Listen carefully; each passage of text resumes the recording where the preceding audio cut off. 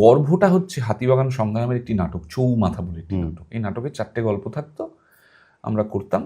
আর সেখানে ওই 4টে গল্পের মাঝে মাঝে একটা দল এসে পারফর্ম করতো, যাদেরকে আমরা ডাকতাম হুলি গান বলে, মানে গান হুলি গান। তো ওইখানে আমরা অনেকগুলো অরিজিনাল গান তৈরি করেছিলাম।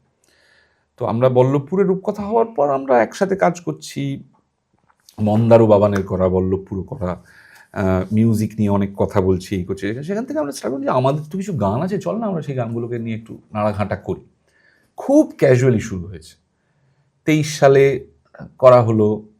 মেলার গান লেখা 24 সালে। আমি যে বাড়িতে বসে জাস্ট আমাদের বকুলতলায় ভিড় জমেছে, বসেছে মেলা দেখতে যাবো আমি তুমি করে, তোরা গানটা অনেক দিন এই 2টো স্ট্যান্জা লিখে পড়েছিল। তারপরে অনেকদিন গানটাতে আর মানে পেন ছোঁয়ানো হয়নি। তার আবার মাস 3 বাদে গিয়ে গানটা কমপ্লিট করি। গানটা কমপ্লিট করে আমার প্রথম 4 লাইনের যে সুরটা মাথায় ছিল, যে দরে দরে দম দরে দরে দরে দরে দরে দে দানা দরে দরে দরে দানা, এটা গিয়ে আমরা রিহার্সাল, তখন আমরা টুকটাক রিহার্সাল করছি। গানটা তৈরি করা হলো। গানটা তৈরি করে আমরা প্রথম ডিসাইড করলাম যে চল আমরা রেকর্ডিংয়ে যাই। আমরা 6খানা গান নিয়ে রেকর্ডিংয়ে গেলাম। প্রাইমারিলি আমি এসভিএফ মিউজিকের এদেরকে গিয়েই শোনাই গানটা, যে শুনে দেখুন আমাদের গানটা কেমন লাগে। তখন দে পিক দ্যাট আপ, যে এই কয়েকটা গান আমাদের বেশ ভালো লাগছে। ভিডিওটারও একটা ব্যাপার আছে, গানটা অনেক দিন আগে কনফার্ম হয়ে গেছে যে এই গানটা হবে। এবার আমি ঋদ্ধি সেন, ঋদ্ধিকে যখন গানটা শুনিয়েছিলাম, ঋদ্ধিকে বলেছিলাম তুই এইটার মিউজিক ভিডিওটা ডিরেক্ট কর না, এটা একটা মিউজিক ভিডিও হবে, তুই কর না। ঋদ্ধি একটা তখন ভেবেছিল, এই হলো।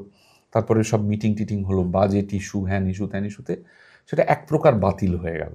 তো আমি গোঁ ধরেছিলাম যে ওই করবে। তো সব কিছু করে 25 সালের মার্চ মাসে সেই ভিডিওটা ঋদ্ধি ডিরেক্ট করলো। তারপরে মেলার গানের যেটা হয়েছে সেটা হচ্ছে, মেলার গান এত বড় একটা ইম্প্যাক্ট তৈরি করে, মানে এত ভাইরাল হয়, এত লোক শোনে, এতটা ছড়িয়ে যায়, স্প্রেড করে যায়। তো ওইখান থেকে আমাদের ব্যান্ডটা বলা যেতে পারে দাঁড়িয়ে যায়, টেক অফ করে রাদার। আর তারপরে আরেকটা ঘটনা ঘটে হচ্ছে ওই ব্যান্ড স্টর্মে, ওই আমরা যেদিন 3 ঘোষকে নিয়ে একটা ছড়া বেঁধে গান করি, সেটাও একটা এমন বিপুল ভাইরাল হয়ে যায়। তো একটা গানের ভাইরাল, একটা অনুষ্ঠানের ভাইরাল ফর পলিটিক্যাল রিজন বা ওই ধরনের একটা হওয়ার ফলে তো হুলিগানিজম খুব পরিচিত, জনপ্রিয় একটা হয়ে যায় আর কি।